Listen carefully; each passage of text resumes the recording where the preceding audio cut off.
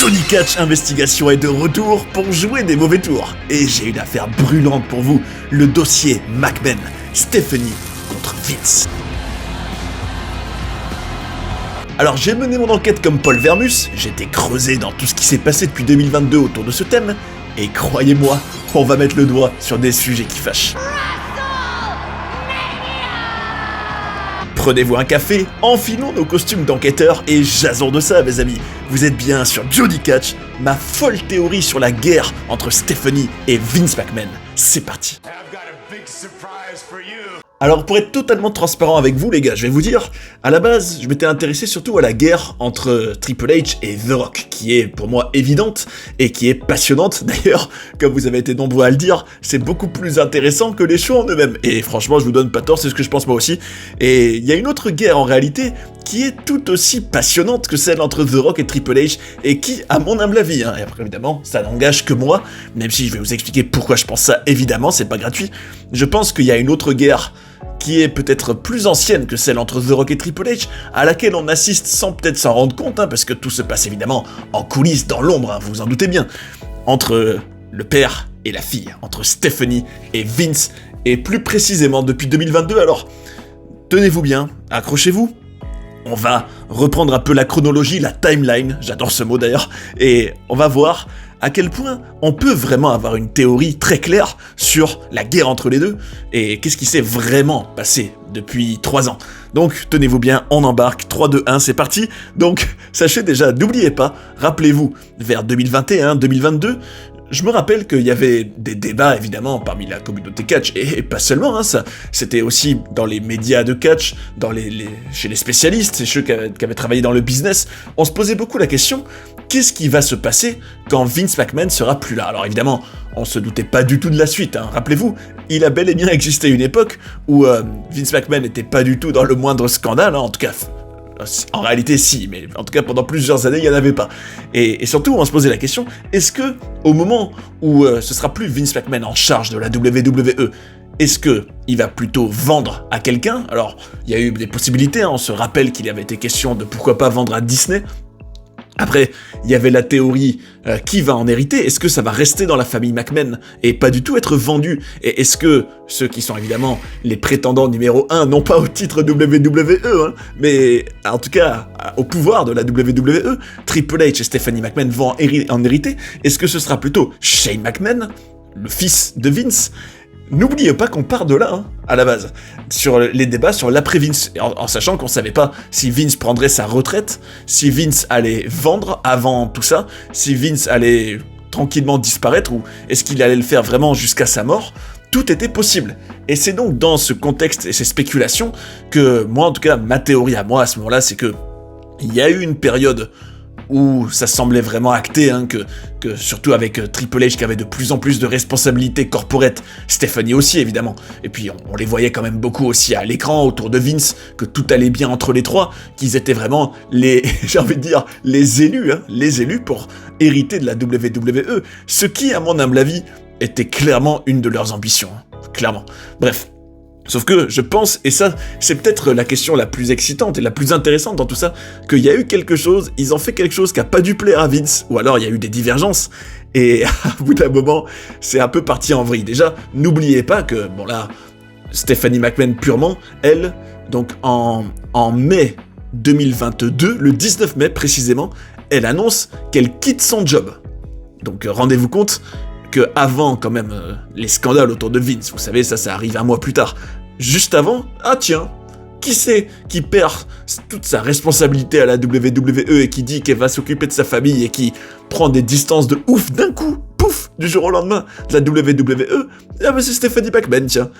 Et surtout, n'oubliez pas, très important les gars, très important, quelques mois avant, qui c'est qui avait perdu aussi des responsabilités? C'était Triple H, Bon, ça, on en a déjà parlé, mais c'est quand même important de l'avoir à l'esprit. Que, en gros, NXT 2.0, Vince qui reprend tout ça et qui dit, bon, Triple H, en gros, ras-le-bol de tes crevettes et des indies et tout ça, pour résumer, on va résumer. Enfin bon, là, je suis un peu méchant, c'est vrai, c'était pas que des crevettes, bien sûr. En gros, ras-le-bol de ton approche. On va faire la mienne, on va faire venir des Braun Breakers et tout ça, et ça suffit. Bref, et Triple H qui en plus avait ses problèmes de cœur, qui disparaît un peu de la circulation. Et d'ailleurs, n'oubliez pas qu'à WrestleMania 38, un peu avant que Stephanie annonce qu'elle quitte son job, il avait annoncé aussi sa retraite. En gros, il semblait vraiment sur le déclin. On se disait, est-ce qu'on reverra Triple H Donc, et surtout, on a pu apprendre qu'a priori, le fait que Stephanie annonce qu'elle quitte son job, bon, ce qui rend un peu la phrase un peu absurde de dire, oui, j'annonce que je quitte mon job, mais c'est une décision de Vince McMahon. En gros, bon, soyons lucides, peut-être que pour l'image, il voulait pas dire que Stephanie a été virée par Vince, mais en gros, Vince, il a fait un peu le ménage et il s'est dit, je pense, en tout cas si on lit à travers les lignes, encore une fois, c'est de l'enquête, mes amis, c'est de l'investigation pour vous servir. Et franchement, si on lit à travers les lignes, on se dit que Vince McMahon, là, en gros, il en avait peut-être ras-le-bol de Stephanie et Triple H, il s'est dit, non mais bon, vous, il y en a marre, je vais certainement pas laisser la WWE entre vos mains. D'ailleurs, franchement, entre nous, si on regarde tout ce qui s'est passé depuis, en gros, l'avènement au pouvoir de Triple H en tant que responsable créatif de Nick Khan et Stephanie, on va dire, à des postes clés de l'entreprise, bon, évidemment, il y a eu la fusion, bon, tout ça, on va en parler, la timeline, elle est quand même très précise, mais si on voit comment est la WWE au printemps 2025, aussi bien créativement que d'un point de vue corporate, on se dit qu'il y a plein de choses qui seraient jamais arrivées sous Vince McMahon.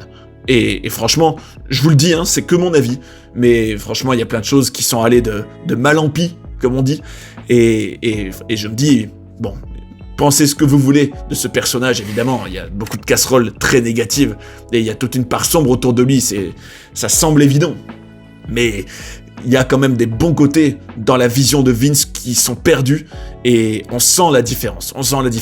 Bref, reprenons la timeline. Donc, on est un mois après l'annonce de Stephanie qu'elle va s'occuper de sa famille et qu'en gros qu'elle dégage de la WWE, quand pouf, d'un coup, un mois plus tard, là, les scandales arrivent. On a le Wall Street Journal qui met des articles donc où on apprend des paiements de Vince McMahon envers des employés pour se taire.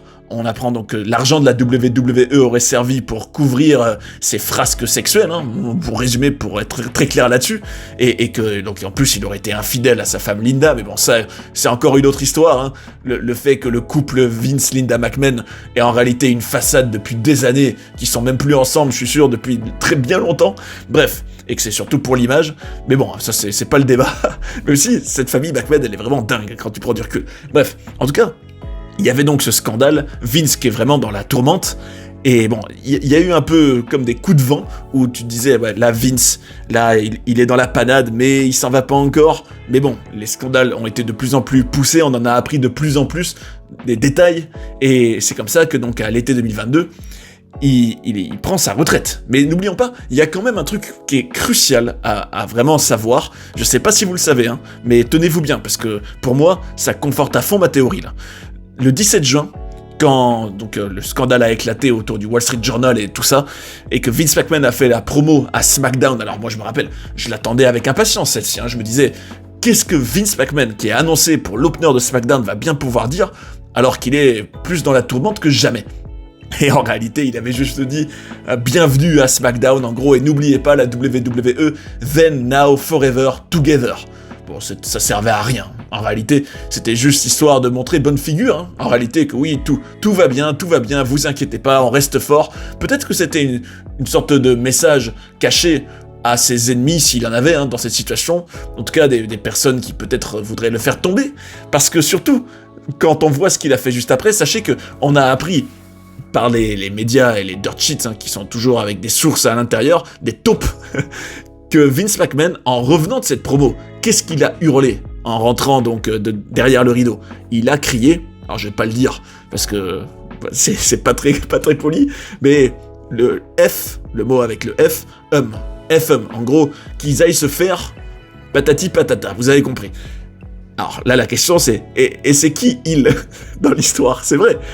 Pourquoi Vince McMahon, a priori, rentrerait d'une promo où il a fait bonne figure en faisant genre que tout allait bien, alors qu'il est dans la tourmente comme jamais et qu'il est clairement menacé? Pourquoi il crierait qu'ils aillent se faire en rentrant? Déjà, pourquoi il ferait ça? C'est-à-dire qu'il se sent peut-être pris pour cible par des gens. Mais qui? En gros, que c'était un peu un anthem à ses ennemis à ce moment-là. Ça veut dire qu'il considérait, lui, qu'il y avait des personnes qui étaient en train d'essayer de s'en prendre à lui. Ça, pour moi, c'est comme ça que je le décrypte. Et la question, c'est qui ? Parce que, dans toute bonne enquête, Johnny Cash Investigation, bien sûr, faut toujours se demander à qui profite le crime. Et on va bientôt l'apprendre. En tout cas, le 8 juillet, un peu comme si le premier n'avait pas suffi et qu'il fallait faire un peu un deuxième finisher. En gros, il y a eu un deuxième article du Wall Street Journal où cette fois-ci, donc, il était encore plus question en détail des saloperies. Ah, attention, saloperies a priori, rien d'officiel. Hein. Ça, d'ailleurs, j'ai le reproche, je le dis. Je trouve que les gens, de manière générale, devraient se rappeler que c'est parole contre parole, que finalement, tant que quelqu'un n'est pas reconnu officiellement coupable, avec des preuves, du concret, la justice qui tranche officiellement, on peut pas partir du principe qu'il est coupable. Et ça, j'ai l'impression, en tout cas, que dans la communauté catch, tout le monde est parti du principe que tout était vrai. Alors évidemment, je dis pas que c'est faux, hein. Je dis juste que il faut, quand on est un bon enquêteur, en tout cas, on prend du recul, on prend rien pour argent comptant, on se dit que, justement, qui sait s'il n'y a pas des machinations derrière. Et d'ailleurs, ça va dans les deux sens, hein. Je dis pas que Vince est 100% une victime dans cette histoire. Non. Je pense que c'est une guerre, et qu'il y a des coups bas, et après, il y a la perception extérieure qui est bien différente. En tout cas, ce que je dis, c'est que c'était donc un tas d'allégations, d'accusations, pas des faits, des accusations, qui étaient encore plus graves, on va dire, et cette fois-ci, c'est là qu'il annonce sa retraite. Et surtout, c'est là que ça commence à devenir très très très croustillant, parce que il va annoncer sa retraite le 22 juillet, et qu'est-ce qu'on apprend le même jour ? Alors ça, Stephanie McMahon est quand même directement concernée, puisque c'est son mari. Que Triple H, d'ailleurs, le communiqué disait « Triple H est de retour !» pour gérer les relations avec les talents et, en fin de compte, être responsable créatif.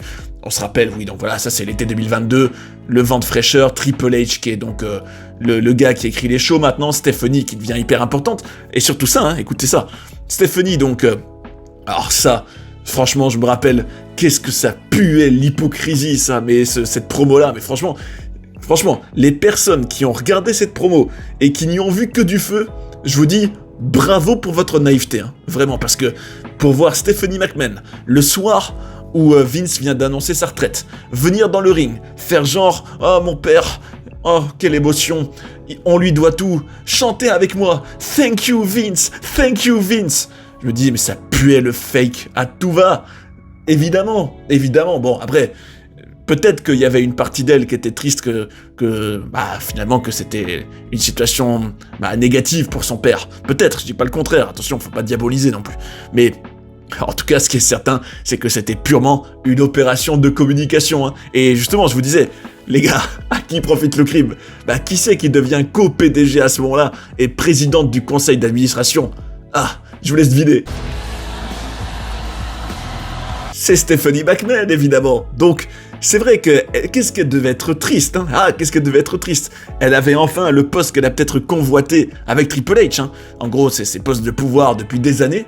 Et qu'est-ce que c'était triste tout ça. Enfin bref, vous aurez compris que je suis quand même sacrément ironique dans toute cette situation, parce que je me dis, regardez, en gros, on a des scandales qui tombent, Vince qui est obligé d'être éjecté parce que, pour l'image, et n'oublions pas que la WWE est cotée en bourse, hein, et qu'il y a des actionnaires, que tout ça, ça joue beaucoup sur la bourse et tout ça, et que on rigole vraiment pas avec le moindre scandale. Donc c'est comme si ces scandales étaient tellement gros qu'il avait été obligé de partir d'un coup, quand bien même c'était uniquement des articles de presse. Hein. C'était pas du tout un procès et toute une affaire avec des preuves béton et un Vince qui part en prison et tout. Non, c'est purement sur de l'image, hein, en réalité. Et évidemment, l'impact médiatique d'une telle affaire, parce que c'est clair que les médias en parlaient tous. En tout cas, on avance un peu dans le temps, hein. Donc là, tout va bien pour Stephanie et Triple H, jusqu'à fin 2022. Et ça, je trouve, c'est là que ça devient vraiment hilarant, les gars. Écoutez ça, ça me tue. En gros, il revient. Alors, je me rappelle qu'il y avait des news, et c'est là d'ailleurs le fameux retour, le comeback de Vince en mode Vincenzo McMahon avec la moustache et tout, c'était incroyable. Et il revient un peu comme un grand méchant dans un film, en gros, tout simplement en faisant une sorte par le forcing, une sorte de coup d'état pour revenir au pouvoir. Et ça, c'était vraiment, mais qu'est-ce que c'était exceptionnel, si tu prends du recul, en termes de storyline, c'est incroyable. En gros, pour vous résumer, fin 2022, on apprenait que Vince considérait de revenir, parce qu'il disait, la news qui était sortie, Vince dit à son entourage qu'il a reçu des mauvais conseils de ses proches, qui lui avaient conseillé d'arrêter au moment de ces scandales, et il dit qu'il avait été mal conseillé. Alors là, est-ce que ça fait le moindre doute? Y a qui comme proche de Vince McMahon entre nous? Linda? Ça m'étonnerait. Ils vivaient plus ensemble. En tout cas, on en a clairement l'impression. Triple H? Possible, parce que c'est quand même son beau-fils. Sa fille? Très bien possible. Shane? Peut-être, ça, à la limite peut-être. Soyons de bonne foi, c'est pas impossible qu'il fasse partie de ses proches. Mais, en tout cas, voilà ces personnes les plus proches. Et comme par hasard, il y en a 2 d'entre elles qui en ont profité énormément de son départ. Je dis ça, je dis rien, hein. Bref, Vince McMahon qui dit « j'ai été mal conseillé », en plus, surtout ce qu'il disait comme justification, c'est que on arrive dans une période charnière de la compagnie, il y a la vente de droits à venir pour Raw, pour SmackDown, il y a aussi la vente de la compagnie tout court, hein, pour l'avenir, parce que Vince, tout simplement, préparait l'avenir. Et il voulait peut-être aussi se faire encore quelques milliards. Donc il a écrit une lettre, et ça je trouve que c'est exceptionnel, il avait écrit une lettre où il disait en gros que c'était nécessaire même pour les actionnaires, pour les négociations, que en gros que le président du conseil d'administration soit là, en gros la figure historique, le fondateur soit là, qu'il fasse son retour, et surtout qu'est-ce qu'on a appris à ce moment-là? Tout ça se passe fin 2022, début 2023. Hein. Qu'est-ce qu'on apprend? On apprend que le conseil d'administration, dans lequel il y a qui? Stephanie McMahon, Triple H et Nick Khan, hein, ne veut pas qu'ils reviennent. En gros, ils considéraient que non, c'était trop risqué en termes d'image, patati patata. Bon, lisons entre les lignes. Tout ça, d'ailleurs, j'invente rien. Hein, tout ça, c'est des lettres accessibles officiellement. Hein. Et on peut lire entre les lignes et comprendre que non, Stephanie et Triple H, en partie, s'opposaient à son retour. Sauf que ce que Vince disait, et c'est là qu'il a été un génie, et ça montre bien que quand Vince veut quelque chose, il l'obtient.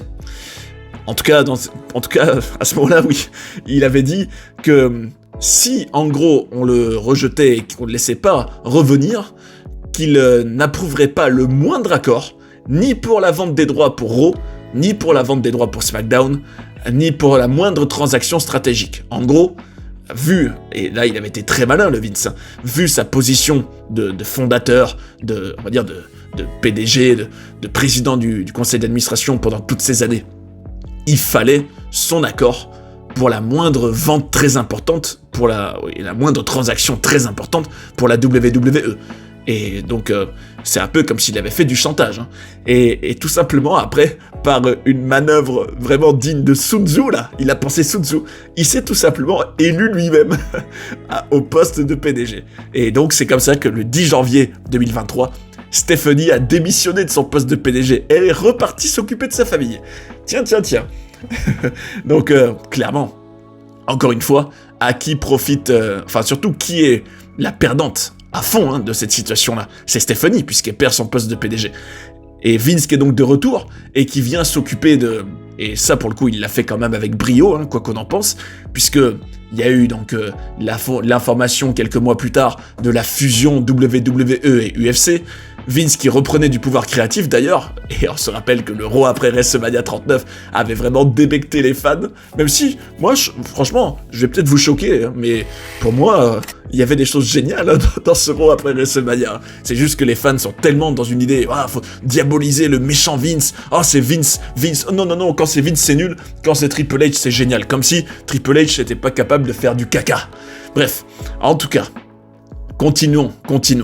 Vince donc reprenait du pouvoir dans cette histoire, et tout ça allait mener donc à la vente pour plusieurs milliards de la WWE qui officiellement n'appartenait donc plus, même s'il avait beaucoup d'actions encore, hein, mais en tout cas devenait, donc avec l'UFC, ça faisait partie de TKO, ça devenait officiel en septembre 2023, il y avait aussi le deal SmackDown pour USA à ce moment-là, et d'ailleurs quelques semaines plus tard, hein, il y avait le deal pour Monday Night Raw sur Netflix, donc finalement, comme il l'avait dit, il a été là pour en gros signer tous les accords les plus importants, histoire de s'assurer que tout se passe comme lui le voulait quand même malgré tout, qu'il ait quand même encore du pouvoir créatif hein, dans tout ça.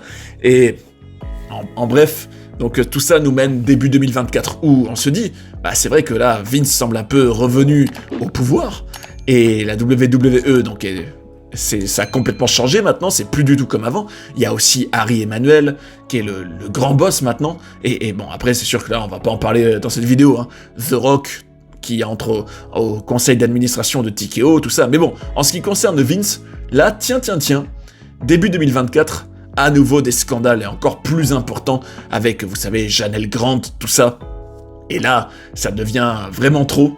Et le 26 janvier, à la demande d'ailleurs d'Harry Emanuel et Mark Shapiro, Vince, il est comme banni de TKO. En gros, il s'en va.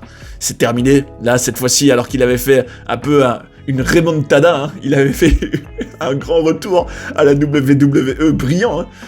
Bah, dès que, en gros, tout a été signé, que tout a été réglé, et que TKO, même, ils se sont dit aussi, même pour d'autres images, il vaut mieux qu'on nettoie tout TKO. D'ailleurs, c'est pour ça que je me dis, ok, Vince McMahon, il a été éjecté pour l'image, pour les casseroles, tout ça, pour en gros enlever tous les McMahon, enlever tous ceux qui sont vraiment à fond dans le catch, pour remplacer par des gens qui sont plus divertissement, Hollywood, etc. Je me dis, bah, c'est pour ça que, à ce moment-là, il croit certes Triple H, Stephanie, les Bruce Pritchard, etc., qui sont, vous savez, l'officiel Bruce Pritchard, qui sont à l'abri, parce qu'il n'y a plus Vince, mais... En tout cas, ma théorie aussi, c'est que le but, c'est de nettoyer toute la WWE de tout ce qui est un peu dinosaure qui reste, de tout ce qui est lié à McMahon. Et c'est pour ça que je me dis, à ce moment-là, les lapins Stephanie et Paul Levesque, alias plutôt Triple H, sont peut-être tirés d'affaire, mais le loup va bientôt revenir. En tout cas, à ce moment-là, donc Vince n'est plus là, et... Quand est-ce qu'on revoit Stephanie? On la revoit de manière très étonnante, hein, alors qu'on l'avait plus vue depuis un beau moment, hein. On l'avait plus vue depuis début 2023. Hein. On la revoit à WrestleMania 40, où ça y est, ah ben c'est la Paul Levesque era. Hein. D'ailleurs, elle était quand même venue, alors elle avait déjà été au Hall of Fame, où on l'avait aperçue, mais on l'a aussi surtout vu ouvrir la nuit 2 en disant que c'était la Paul Levesque era. Alors là, je me dis, Steph et Triple H devaient plus sentir à ce moment-là le boulard, le soulagement, je sais pas ce qui prédominait dans leur cœur et dans leur testas, mais en tout cas ils étaient heureux. Hein. Et bref, en tout cas à ce moment-là, c'est sûr que ça se tasse, hein, toute cette situation entre Vince qui n'est plus dans les parages et Stephanie McMahon qui, avec Paul Levesque, Triple H au pouvoir créatif, tout va bien pour eux.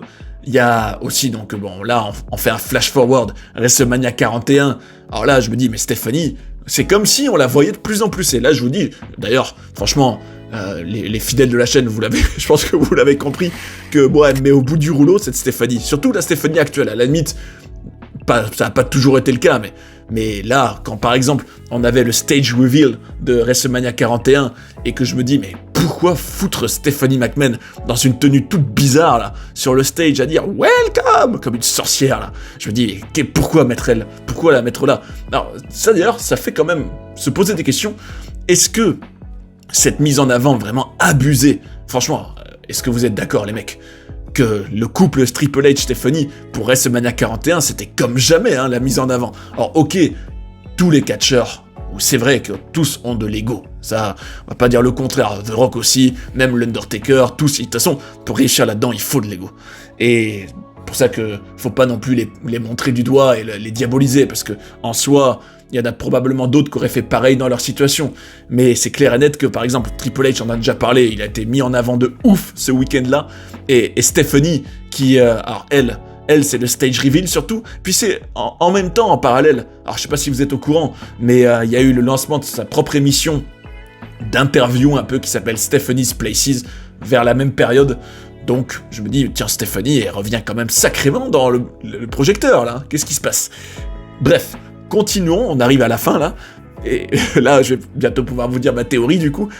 On va dire à la lumière de tous ces événements. Il y a quand même aussi un élément à prendre en compte, c'est que Vince McMahon a été vu plusieurs fois dans des événements publics, comme des matchs de basket, comme aussi le Super Bowl. Et c'est à noter qu'il y a quelqu'un qui l'a accompagné plusieurs fois à ses côtés donc, qui était visible sur les images qui ont sorti en gros de ces apparitions de Vince, c'est Shane McMahon, le fils de Vince, mais qui a brillé par son absence et qui n'est plus du tout réapparu aux côtés de Vince depuis bien longtemps, c'est Stephanie McMahon. Donc je me dis, est-ce que ce serait complètement fou de croire que Vince et Stephanie sont en guerre, ne se parlent plus, que Shane, lui n'étant même pas impliqué dans tout ce qui est WWE, tout ça, il est loin de tout ça, Shane, maintenant.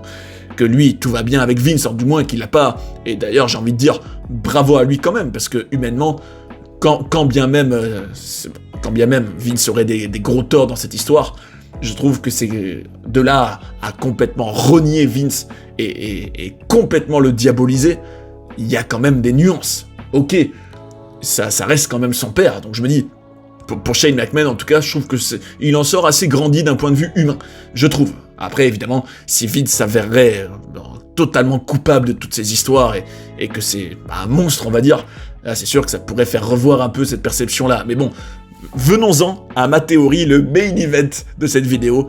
Je pense que vous l'aurez compris. Je pense tout simplement qu'il y a eu un clash entre Vince et Stephanie en 2022, voire même avant.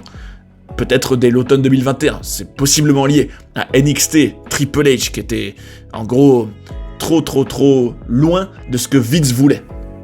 Peut-être aussi, dans ce moment précis de fin 2021, début 2022, il y a eu un tas de discussions entre Vince et Stephanie sur, en gros, qu'est-ce qu'on fait, C'est vrai que Vince vieillissait, et vieillit, normal, et il était très souvent question, même d'ailleurs dans les médias, dans les articles qui sortaient depuis plusieurs années, c'est l'avenir. Alors, qu'est-ce qui va se passer pour Vince, pour la WWE à l'avenir? Et ma théorie, c'est que tout simplement, je pense que ils ont eu pas mal de discussions sur, par exemple, la vision de Stephanie et Triple H pour l'avenir.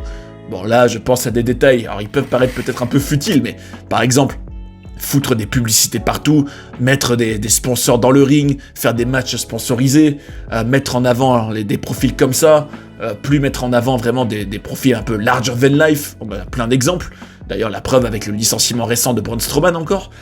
Le fait est que, je pense qu'il y a eu un tas de divergences sur la vision entre Stephanie et Vince, et que Vince s'est dit, non, c'est pas possible, je vais pas laisser mon bébé, ma création, parce que Vince, la WWE, c'est toute sa vie, c'est vrai.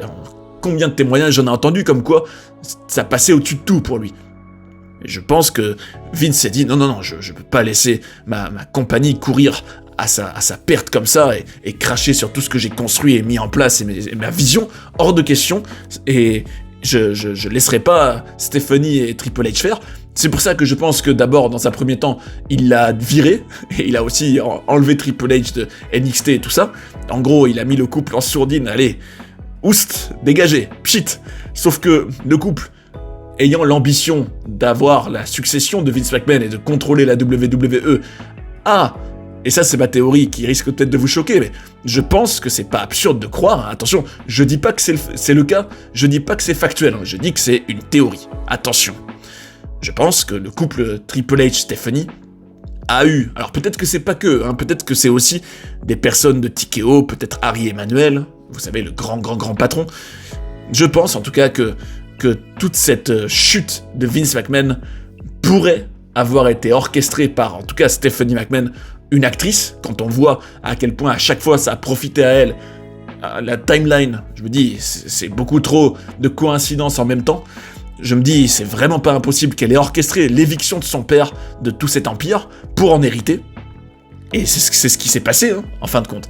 Donc voilà ma théorie, tout simplement. Je pense que Stephanie, dans sa guerre pour le pouvoir, pour obtenir la WWE, ce qu'elle n'était plus sur le point d'avoir, parce que je pense qu'elle a floché quelque part aux yeux de Vince, qu'après il y a eu une guerre pour faire tomber Vince, puis Vince qui revient et qui fait tomber Steph, puis quoique oui, quoique non, et qu'en fin de compte, la situation, c'est, en tout cas, début 2025, c'est Stephanie qui a profité pleinement de tout ça, Vince qui est complètement diabolisé, qui est le Voldemort de la WWE, et Steph et son couple donc au pouvoir. Qu'est-ce que vous pensez de ma théorie? Est-ce que vous pensez qu'elle est abusée, que là je suis parti dans des délires très loin là? Franchement, je vous ai bien expliqué les faits qui me font penser ça, Donc, je vous invite à me dire en commentaire si vous êtes d'accord, si vous pensez que ça tient la route, si vous pensez que Johnny Catch Investigation a l'œil, a le pif, et qu'il devrait même mener d'autres enquêtes. Dites-le. N'hésitez pas, en tout cas, merci à tous ceux qui commentent, merci pour vos retours, pour vos likes, pour vos mots gentils, pour votre passion. Ça fait plaisir. c'est ça, le catch comme on l'aime. Et si vous aimez aussi les histoires sulfureuses et plongées dans la vie de certains catcheurs sacrément controversés, alors là, le 19 juin, vous avez déjà rendez-vous sur Johnny Catch, hein, parce que il y a un documentaire sur Alberto Del Rio qui va sortir ce jour-là. Alberto Del Rio, vous savez, lui qui a été champion WWE, figure quand même importante dans les années 2010, hein, un main eventer, hein, Mr. Money in the Bank, gagnant du Royal Rumble. On va parler de lui. Alors vous savez, lui, le nombre de casseroles et de choses très croustillantes, je les compte même plus. Et rien que tout ce qui concerne Page et son licenciement aussi. Enfin bref, c'est très intéressant, très intéressant. Et on va se régaler. Donc soyez là le 19 juin les gars. En tout cas, espérons que dans toute cette a priori guerre familiale, que la WWE soit pas totalement négligée, que des valeurs qui quand même méritaient de rester présentes ne disparaissent pas totalement, et que les fans ne soient pas les grands perdants de toute cette guerre en interne chez les McMahon. D'ailleurs, si vous avez envie de découvrir des documentaires sur des personnages incroyables, ou d'apprendre plein de coulisses et de controverses de la WWE, j'ai tout ce qu'il vous faut ici. J'espère que vous avez passé un bon moment devant cette vidéo, et je vous invite à rester sur Johnny Catch pour en voir d'autres. A tout de suite. And that's the bottom line, 'cause Stone Cold said so.